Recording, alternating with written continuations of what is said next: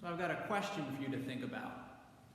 If you could be like any person in our gospel today, who would you be?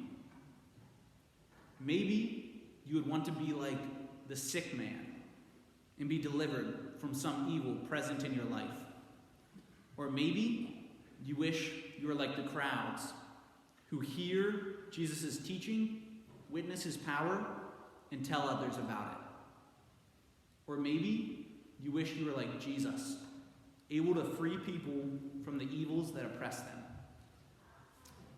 But as I was thinking about this question, I thought about another person that I might want to be like, another thing. And that is the evil spirit. Now, the evil spirit, I thought the evil spirit was the bad guy. Well, let's hear me out. So the gospel says he commands even the unclean spirits, and they obey him. And they obey him.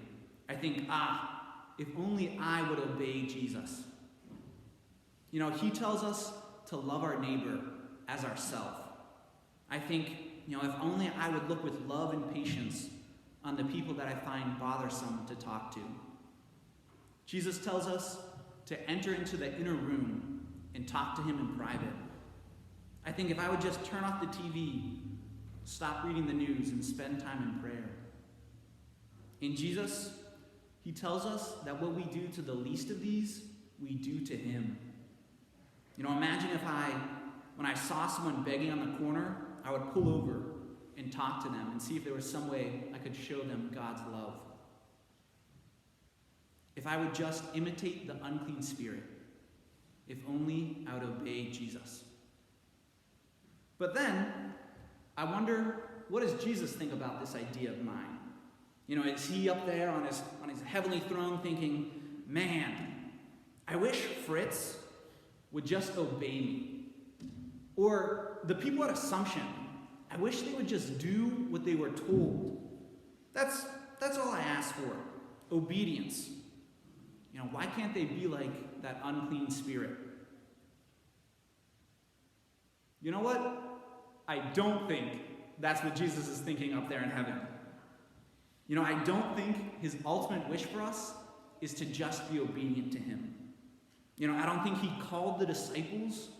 I don't think he healed the sick man. And I don't think he dies for us on Good Friday just so that we could be obedient. Rather, I think Jesus' deepest desire for us is for something much more beautiful than just obedience. However, I can't deny that today's gospel is all about authority. The people of Capernaum, they marvel at the authority with which Jesus teaches. And they're amazed by his authority over the unclean spirit. And isn't authority about making us obey? Isn't authority about keeping us from doing what we want? Think of the authority of the cop. The reason I don't speed is because I'm afraid of that authority. Or think of the authority of your parents in the morning. I know when I was young, that was the reason I got out of bed, because of their authority. And God is all-knowing, all-powerful.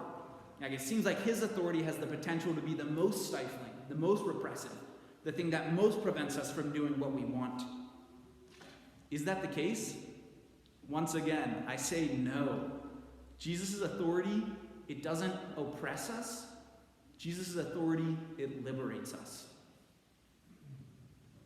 We see this in the gospel, that the man was trapped by the unclean spirit. It controlled him. It dominated him. In Jesus' authority, it restored the man to self-control. That is what Jesus' authority does. It liberates us to live as we ought. And so, from what authorities does Jesus deliver us here today? Well, one authority that comes to mind is he liberates us from the demand to be ever more productive, from the need to fill every hour with projects and plans and practices and more preparation. And freed from this demand, we can truly rest, spending time with our loved ones, experiencing the goodness of ourselves and our relationships. Another authority that Jesus frees us from is that of our own ego which seeks to measure all our relationships in terms of how do they benefit us. Freed from such selfish concerns, we can truly be a blessing to the people we interact with. We can make our families and our friends and our strangers, we can make them feel their own worth, and we can enrich their lives.